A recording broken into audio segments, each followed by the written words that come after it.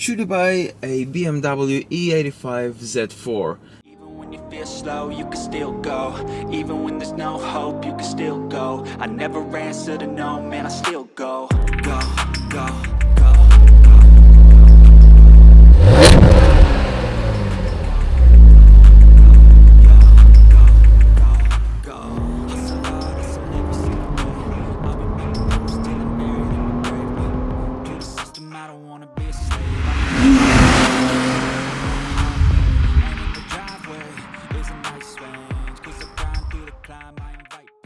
Let me put it this way.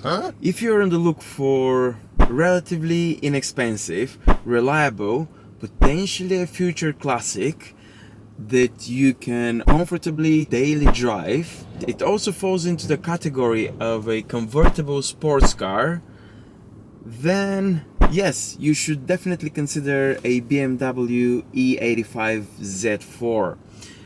There probably is also one more car that you can consider, but I'll let you know at the end of the video what that car that I have in mind is. As we all know, the lighter the vehicle is, the less energy it takes to move it from one place to another. And that is what makes this BMW a little nimble machine.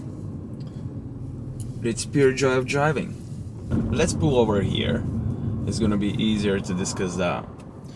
And let's begin with the gearbox options. So there are two, auto and manual. And having in mind that that car was developed in the 2000s and the auto gearboxes, the technologies were probably as good as the fashion trends in the 2000s, which we all know what they were. So I would definitely go for the manual gearbox, and that is proven to be very reliable and it gives you enough engagement when you're driving this car.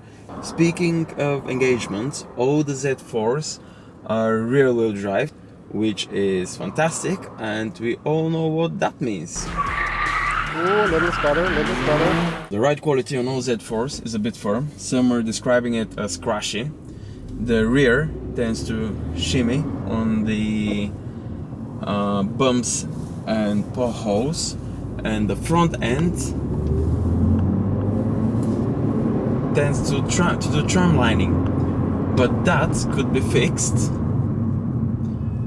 with the correct alignment. And if you change the original, the stock run flat tires to non-run flat tires, that definitely improves the ride quality drastically. If you want to further enhance the drive quality, you can change the bushings. At the end of the day, that is a probably 20-year-old car. And also, one more thing you can have a look at is the springs. These cars, they tend to break their springs. BMW engines are front mounted. Is the same situation with that Z4. You can have it as a 4 or 6 cylinder option.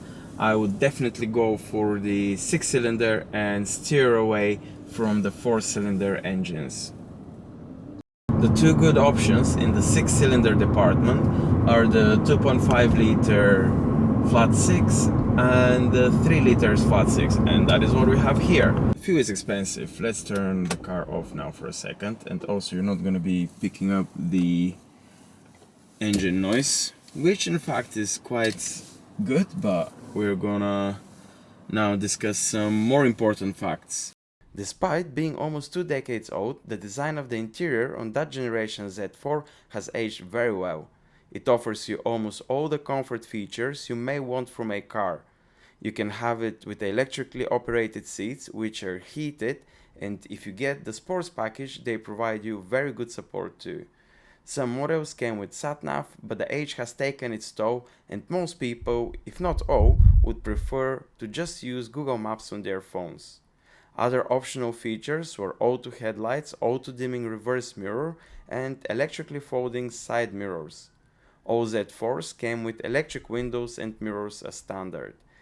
If I was able to change or add something, would be ventilated seats and better sound system. Apart from that, the interior of the Z4 is a nice place to be sat in and offers enough space even for taller people. For a convertible of this size, the boot space on the Z4 is at a very respectful 281 liters, and as you can see, I have been able to fit quite a few things in there. And now let's get back to the more interesting engine options. Between the 2.5 and the 3 liter, I would go for the 3 liter.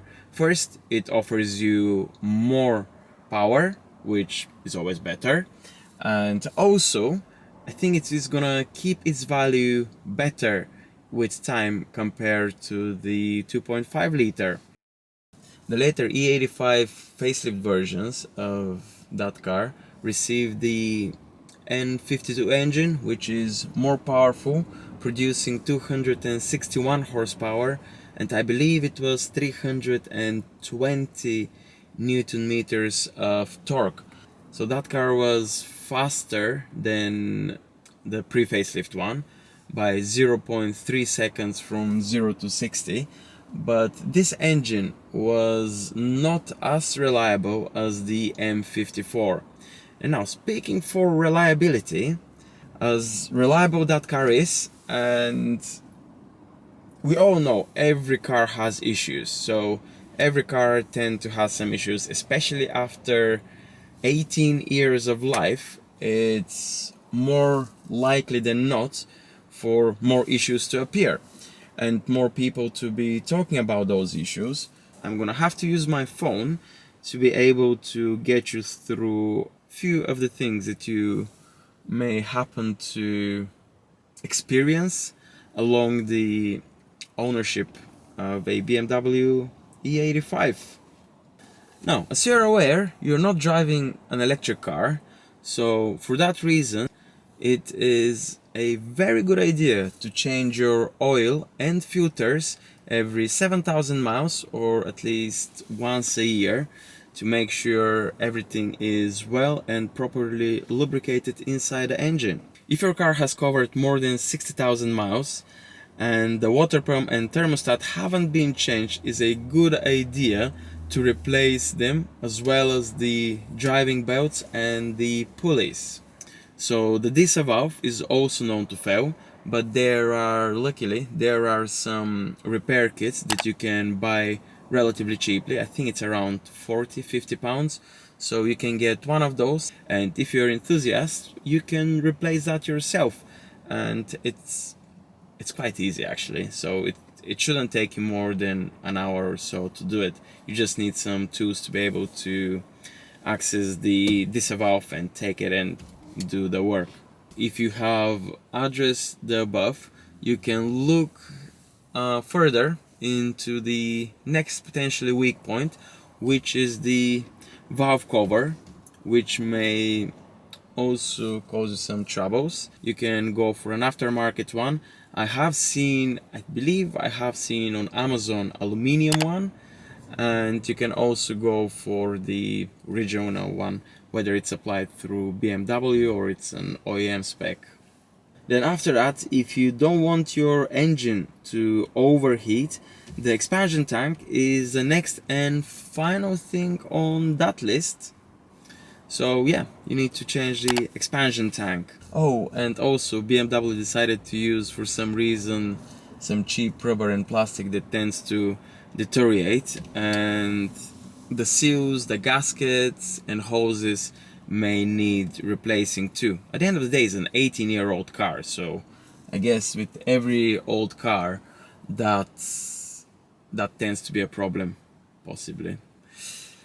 Now, I think we are done with the bad things. Oh no, there is one more. I completely forgot about that. These are the roof motors. So we're in convertible.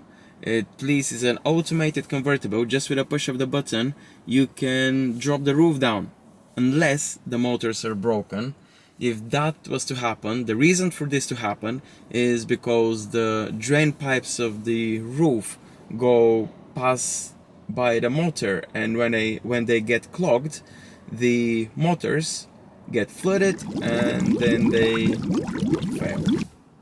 Who would have thought that water and electricity don't work well together? Definitely not the BMW engineers, as they've put the roof motors next to the drain pipes of the the roof. So yeah, sometimes they get flooded and they fail. So you may have to replace the roof motor. And again, luckily there is a trick, there is a way to fix that. You can relocate the motor in the boot away from the drain pipes, and that prevents that from happening. That prevents that failure from happening.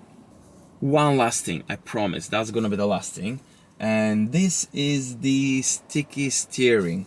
So I believe there is only 98% of BMW drivers on the Z4 E85 that are suffering from that. Don't quote me on that, I just made it up. There is a way to fix that. You can replace your steering rack, which is very expensive. I'm not sure if there is a recall on that, or you can just drive the car as it is. It's not that much of a problem. It only happens when it's very warm. Those were the few small problems that you may experience during the ownership of a BMW Z4 E85. Apart from that, this is an amazing car. I love driving it every single minute that I'm in the car. I love it. And there is probably only one car that I would replace this convertible with for the same amount of money, or close to that amount of money, and that would be a Lexus SC430. That was it from me. If you liked the video, please consider subscribing, liking it, and sharing it. Thanks a lot, and I'll see you in the next one. Bye.